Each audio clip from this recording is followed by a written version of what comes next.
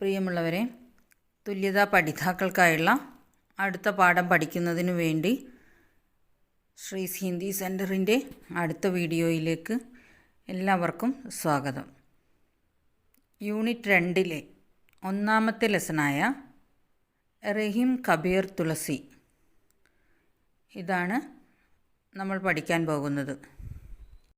പ്രാചീനകാല കവികളായ ഇവരെക്കുറിച്ച് ഒരുപാട് വിശദമായി പറയാനുണ്ടെങ്കിലും നമ്മുടെ പാഠപുസ്തകത്തിൽ വളരെ കുറച്ച് കാര്യങ്ങൾ മാത്രമേ കൊടുത്തിട്ടുള്ളൂ. നമുക്കത് വിശദമായി മനസ്സിലാക്കാം.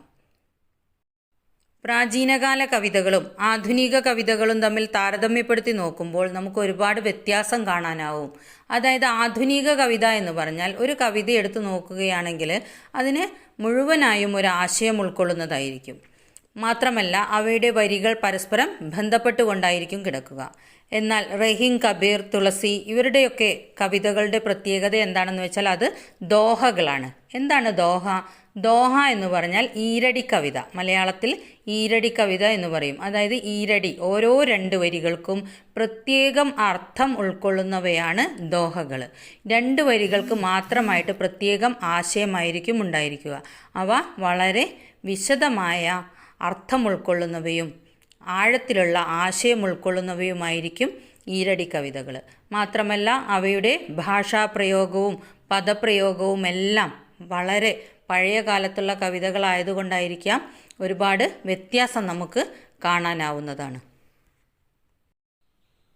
ഇത് ഭക്തി സാഹിത്യത്തിലെ പ്രധാനപ്പെട്ട ഒരു വൃത്തമാണ്. അതായത് ദോഹ. ദോഹയെ നമ്മൾ ഈരടി ശ്ലോകം എന്നും പറയുന്നതാണ്. ഒരു ആശയത്തെ 2 വരികളിൽ ഉൾക്കൊള്ളിച്ച് കാവ്യരചന നടത്തുന്ന ശൈലി, അതാണ് ദോഹ എന്ന് നാം മനസ്സിലാക്കുക. കബീർ, തുളസി, റഹീം ഇവരൊക്കെ വളരെയധികം ദോഹകൾ രചിച്ചിട്ടുണ്ടെങ്കിലും നമുക്ക് വളരെ കുറച്ച് മാത്രമേ പഠിക്കാനുള്ളൂ. ഓരോരുത്തരുടെയും ഈ 2 ദോഹകൾ മാത്രമേ നമുക്ക് പഠിക്കാനുള്ളൂ. ഈ ദോഹകളെല്ലാം ശരിയായ രീതിയിൽ അർത്ഥം ഉൾക്കൊണ്ട് അതിൻ്റെ ആശയം മനസ്സിലാക്കിക്കൊണ്ട് നിർബന്ധമായും പഠിച്ചിരിക്കണം. കാരണം ഇവയിൽ ഏതെങ്കിലും പരീക്ഷയ്ക്ക് തീർച്ചയായും ചോദിക്കും. നമുക്ക് പഠിക്കാനുള്ള 3 കവികളുടെയും ദോഹകളിൽ ഏതെങ്കിലും ഒരെണ്ണം തന്നിട്ട് ആശയം വിശദമാക്കാനാണ് പരീക്ഷയ്ക്ക് ചോദിക്കുക. അങ്ങനെ ചോദിക്കുമ്പോൾ തീർച്ചയായും നമ്മൾ കവിയെക്കുറിച്ചും ഏത് കവിയുടേതാണ് ആ ദോഹ എന്ന് നിങ്ങൾക്ക് മനസ്സിലാക്കാൻ പറ്റണം. അതോടൊപ്പം ആ കവിയെക്കുറിച്ച് കുറച്ച് കാര്യങ്ങൾ എഴുതേണ്ടതുണ്ട്. അതിനുവേണ്ടി നമ്മുടെ പാഠപുസ്തകത്തിൽ വളരെ കുറച്ച് കാര്യങ്ങൾ മാത്രം കവിയെക്കുറിച്ച് തന്നിട്ടുണ്ട്. അതുകൂടെ ശരിയായ രീതിയിൽ പഠിക്കേണ്ടതാണ്. ഇനി നമുക്ക് പാഠത്തിലേക്ക് കടക്കാം. ആദ്യമായി റഹീമിനെക്കുറിച്ച് കുറച്ച് കാര്യങ്ങൾ മനസ്സിലാക്കാം. അതിനുശേഷം അദ്ദേഹത്തിൻ്റെ 2 ദോഹകൾ വിശദമായ ആശയം ഉൾക്കൊണ്ടുകൊണ്ട് ശരിയായ രീതിയിൽ മനസ്സിലാക്കാം. ഓക്കെ. റഹീം അക്ബർ ബാദ്ഷാ കെ നവരത്നോं में से एक थे. റഹീം അക്ബർ ചക്രവർത്തിയുടെ നവരത്നങ്ങളിൽ ഒരാളായിരുന്നു. അതായത് അക്ബർ ചക്രവർത്തിയെക്കുറിച്ച് നമ്മളെല്ലാവരും കേട്ടിട്ടുണ്ടാവും. മുഗൾ സാമ്രാജ്യത്തിലെ 3ാമത്തെ ചക്രവർത്തിയായിരുന്നു അക്ബർ. അദ്ദേഹത്തിൻ്റെ രാജസദസ്സിലെ പണ്ഡിത ശ്രേഷ്ഠന്മാരിൽ ഒരാളായിരുന്നു. അതായത് 9 പണ്ഡിത ശ്രേഷ്ഠന്മാരുണ്ടായിരുന്നു. അതിലൊരാളായിരുന്നു ആര്? റഹീം. ഉൻകാ പൂരാ നാം അബ്ദുറഹീം ഖാന ഖാന ഥാ. അദ്ദേഹത്തിൻ്റെ മുഴുവൻ പേര്, പൂരാ നാം മീൻസ് ഫുൾ നെയിം, അബ്ദുറഹീം ഖാന ഖാന എന്നായിരുന്നു. वे कुशल राजनीतिज्ञ, योग्य प्रशासक और सेनापति थे.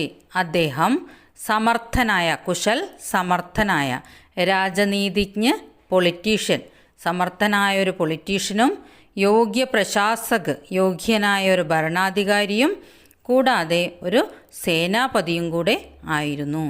സത്സയി നഗർശോഭ ബർവയി റഹീം കാവ്യ ബർവയി നായികാഭേദ് ആദി ഉൻകി പ്രമുഖ രചനായും ഹേ. അദ്ദേഹത്തിൻ്റെ പ്രസിദ്ധമായ രചനകളായിരുന്നു സത്സയി, നഗർശോഭ, ബർവയി, റഹീം കാവ്യ, ബർവയി നായികാഭേദ് മുതലായവ. ഇനി ദോഹ ശ്രദ്ധിക്കുക. അതിൻ്റെ ഓരോ വാക്കിൻ്റെയും അർത്ഥം ശരിയായ രീതിയിൽ മനസ്സിലാക്കിക്കൊണ്ട് അതിൻ്റെ ആശയം ഉൾക്കൊള്ളണം. തരുവർ ഫൽ നഹി കാത്ത് ഹേ സരവർ പിയഹി ന പാൻ കഹിം റഹിം പര കാജ് ഹിത് സമ്പത്തി സഞ്ജഹി സുജൻ. തരുവർ വൃക്ഷ, ഫൽ ഫലം, നഹി കാത്ത് ഹേ നഹി കാത്താ ഹേ കഴിക്കുന്നില്ല, സരവർ സരോവരം, പിയഹി പീത്താ ഹേ, ന പാൻ പാൻ മീൻസ് പാനി വെള്ളം, കഹിം റഹിം റഹിം കഹ്താ ഹേ, പരകാജ്ഹിത് പരകാജ്ഹിത് പരോപകാർ കെ ലിയെ, സമ്പത്തി സമ്പത്ത്, സഞ്ജഹി സ്വരൂപിക്കുക, സുജൻ സജ്ജൻ നല്ല ആളുകൾ. തരുവർ ഫലനഹി കാത്ത് ഹേ വൃക്ഷം അതിൻ്റെ ഫലം കഴിക്കുന്നില്ല, വൃക്ഷ അപ്നെ ഫൽ സ്വയം നഹി കാത്തേ ഹേ. സരവർ പിയഹി ന പാൻ സരോവരം അതിലെ ജലം കുടിക്കുന്നില്ല, സരോവർ ബി അപ്നാ പാനി സ്വയം നഹി പീത്തി ഹേ. കഹിം റഹിം പരകാജ്ഹിത് റഹിം കഹ്താ ഹേ പരോപകാർ കെ ലിയെ, സമ്പത്തി സഞ്ജഹി സുജൻ സമ്പത്ത് സ്വരൂപിക്കുന്നവനാണ് നല്ല വ്യക്തി. അതായത് വൃക്ഷം അതിൻ്റെ ഫലം കഴിക്കുന്നില്ല, സരോവരം അതിലെ ജലം കുടിക്കുന്നില്ല, അതുപോലെ നല്ല ആളുകൾ ഉണ്ടാക്കുന്ന സമ്പത്ത് അതെന്തു തന്നെയായാലും അത് പരോപകാരത്തിനു വേണ്ടി വിനിയോഗിക്കുമ്പോൾ മാത്രമേ അവൻ നല്ലവനായി മാറുകയുള്ളൂ. റഹിമൻ വേ നർ മർച്ചുക്കെ ജോ കച്ചു മാങ്കൻ ജാഹി, ഉസ്സെ പെഹലെ വേ മുയെ ജിൻ മുഗ് നിഗസത് നാഹി. റഹിമൻ റഹിം, വേ നർ ആ മനുഷ്യർ, മർച്ചുകെ മരിച്ചു കഴിഞ്ഞു, ജോ കച്ചു കച്ചു മീൻസ് കുച്ച് കുറച്ച്, മാങ്കൻ ജാഹി മാങ്കൻ ആവശ്യപ്പെടുക, ജാഹി ജാത്താഹെ, ഉസ്സെ പഹലെ അവരേക്കാൾ മുമ്പ്, വേ മുവേ അവർ മരിക്കുന്നു, ജിനുമുഗ് ആരുടെ മുഖത്തു നിന്നാണോ വായിൽ നിന്നാണോ, നിഗസത് പുറപ്പെടുന്നത്, നഹി നാഹി നഹി ഇല്ല എന്ന്. അതായത് അർത്ഥം നോക്കാം.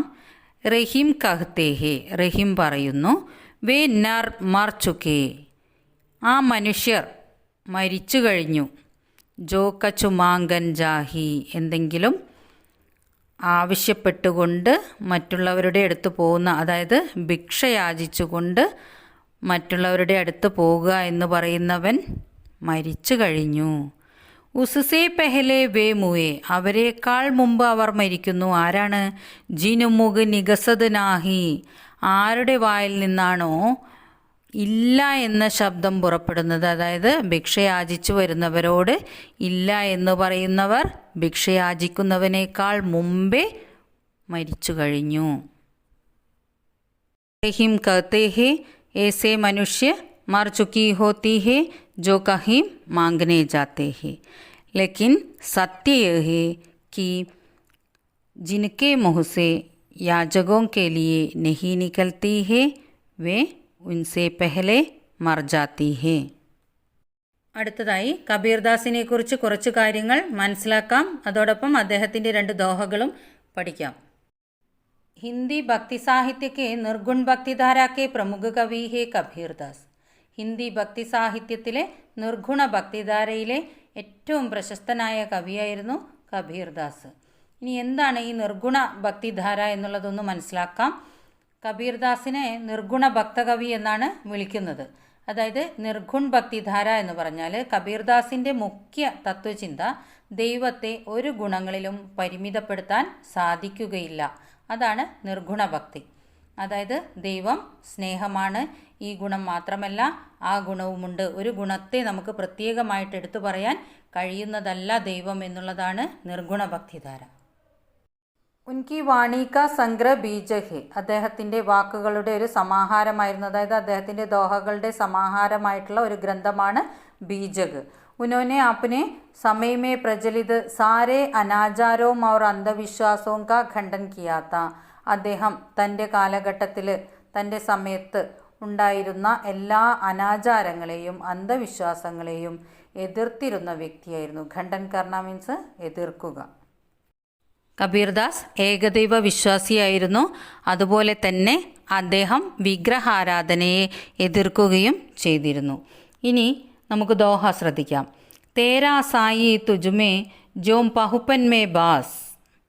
തേരാ നിൻ്റെ, സായി ഈശ്വർ, തുജുമേ നിന്നിൽ, ജോം എപ്രകാരം, പഹുപ്പൻ പുഷ്പ്, ബാസ് സുഗന്ധ്.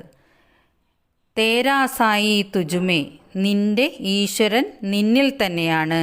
ജോം പഹുപ്പൻമേ ബാസ് എപ്രകാരമാണോ പൂവിൽ സുഗന്ധമുള്ളത്. കസ്തൂരി കാ മൃഗ് ജോം ഫിരി ഫിരി ഡൂണ്ടേ ഖാസ്. കസ്തൂരി എന്ന് പറയുന്നത് ഒരു സുഗന്ധദ്രവ്യമാണ്.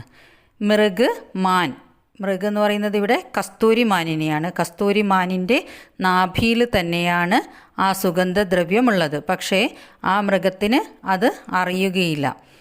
ഫിരി ഫിരി ഡൂണ്ടേ ഖാസ്, എന്നിട്ട് അതെന്ത് ചെയ്യുന്നു? ഫിരി ഫിരി ഡൂണ്ടേ ഡൂണ്ട്താ ഫിർത്താഹേ, അന്വേഷിച്ചു നടക്കുന്നു. എല്ലായിടങ്ങളിലും അന്വേഷിച്ച് നടക്കുകയാണ് ചെയ്യുന്നത്. പുൽമേടകളിലും എല്ലാം അത് ആ സുഗന്ധദ്രവ്യത്തെ അന്വേഷിച്ച് നടക്കുന്നു. അതുപോലെയാണ് നമ്മളിലുള്ള ഈശ്വരനെ നമ്മൾ അറിയുന്നില്ല, നമ്മളത് അന്വേഷിച്ച് പലയിടങ്ങളിലും പോകുന്നു എന്നതാണ് കബീർദാസിയുടെ ഈ ദോഹയിലൂടെ വ്യക്തമാക്കുന്നത്.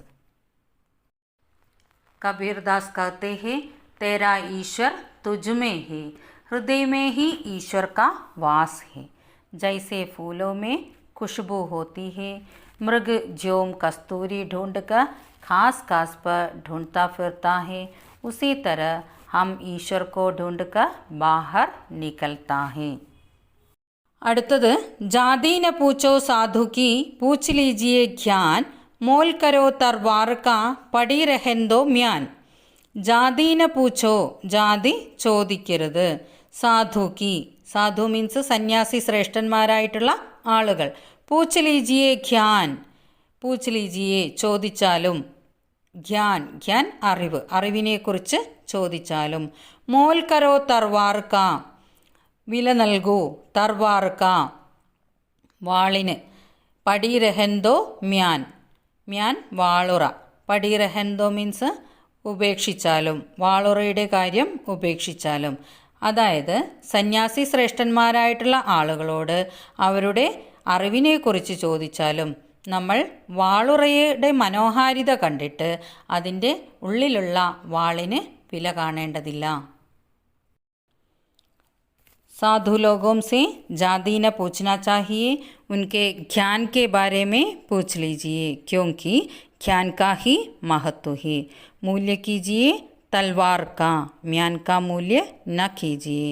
സന്യാസി ശ്രേഷ്ഠന്മാരായിട്ടുള്ള ആളുകളോട് അവരുടെ ജാതി ചോദിക്കരുത്, അവരുടെ അറിവിനെക്കുറിച്ചാണ് നമ്മൾ മനസ്സിലാക്കേണ്ടത്. ഇതുപോലെയാണ് വാളുറയെ കണ്ടിട്ട് വാളിന് വില കാണേണ്ടതില്ല എന്നതാണ് അതിനുദാഹരണമായിട്ട് കബീർദാസ് പറയുന്നത്.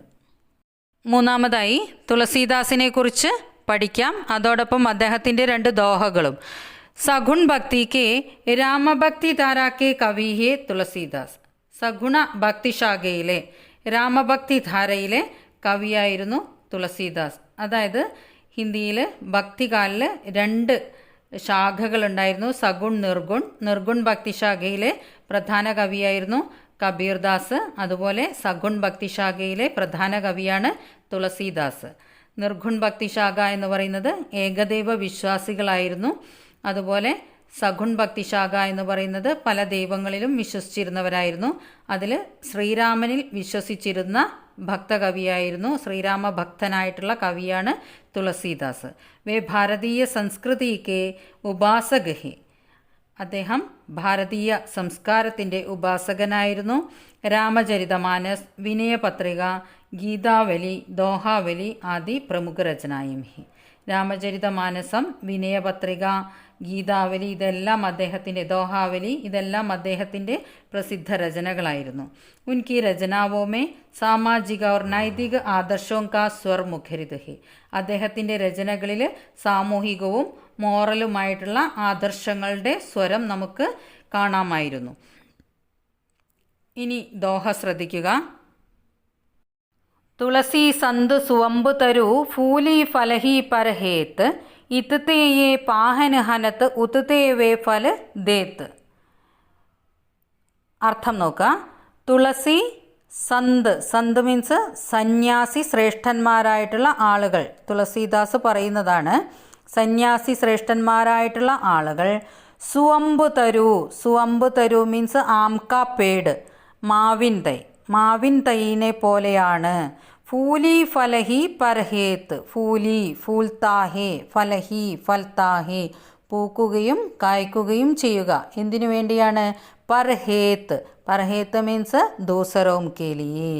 ഇത്തത്തെ യേ പാഹന ഹനത്ത്, ഇത്തത്തെ ഇധർ സേ ജോ പാഹന ഹനത്ത് മീൻസ് പത്തർ ഫേങ്കന കല്ലെറിയുക. ഉത്തത്തെ വേ ഫൽ ദേത്ത് അവിടെ നിന്ന്, ഉത്തത്തെ ഉദർ സേ വേ ഫൽ ദേത്ത് അത് അവർക്ക് ഫലം നൽകുന്നു.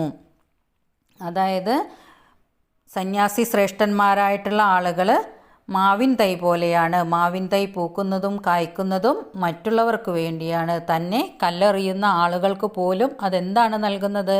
നല്ല മാധുര്യമുള്ള മാമ്പഴം നൽകുകയാണ് ചെയ്യുന്നത്.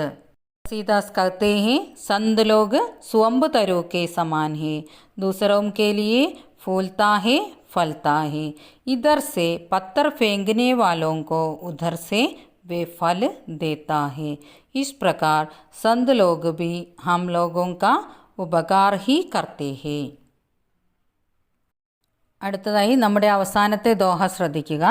മുഖിയ മുഗ്സോ ചാഹിയെ ഖാൻ പാൻ കോ ഏക്, പാലേ പോസേ സകൽ അംഗ് തുളസി സഹിത് വിവേക്. മുഖിയ മീൻസ് നേതാ, മുഗ്സോ ചാഹിയെ, മുഗ്സോ മീൻസ് മുഖം പോലെയാണ്. അതായത് മുഖം എന്ന് ഉദ്ദേശിക്കുന്നത് ഇവിടെ വായയാണ്. കാൻ പാൻ കോ ഏക്ക്, കാൻ പാൻ കഴിക്കുന്നതും കുടിക്കുന്നതും എല്ലാം നമ്മൾ എന്തിലൂടെയാണ്? വായയിലൂടെ. പാലേ പോസേ സകൽ അംഗ്, പാലൻ പോഷൺ കർത്താഹേ, അതായത് വളർത്തുക. സകൽ അംഗ് എല്ലാ അവയവങ്ങളെയും. തുളസി സഹിത് വിവേക്, തുളസീദാസ് कहते हैं विवेकपूर्ण सगल अंगों को पालन पोषण करता है. അതായത് നമ്മൾ വായയിലൂടെ കഴിക്കുന്ന ഭക്ഷണം വിവേകപൂർവം അത് ഉപയോഗപ്പെടുത്തി എല്ലാ അവയവങ്ങളെയും വളർത്തുകയാണ് ചെയ്യുന്നത്. അതുപോലെയായിരിക്കണം നേതാക്കന്മാരായിട്ടുള്ള ആളുകളും. മറ്റുള്ള എല്ലാ ആളുകൾക്കും ഉപയോഗപ്രദമായ രീതിയിൽ കാര്യങ്ങൾ ചെയ്യുന്നവരായിരിക്കണം എന്നതാണ് അതുകൊണ്ട് കവി ഉദ്ദേശിക്കുന്നത്. മുഖ്യ മുഖ് കെ സമാൻ ഹോനാ ചാഹിയേ, ജോ खाने पीने के तो एक है, परंतु विवेकपूर्ण सब अंगों का पालन पोषण करता है.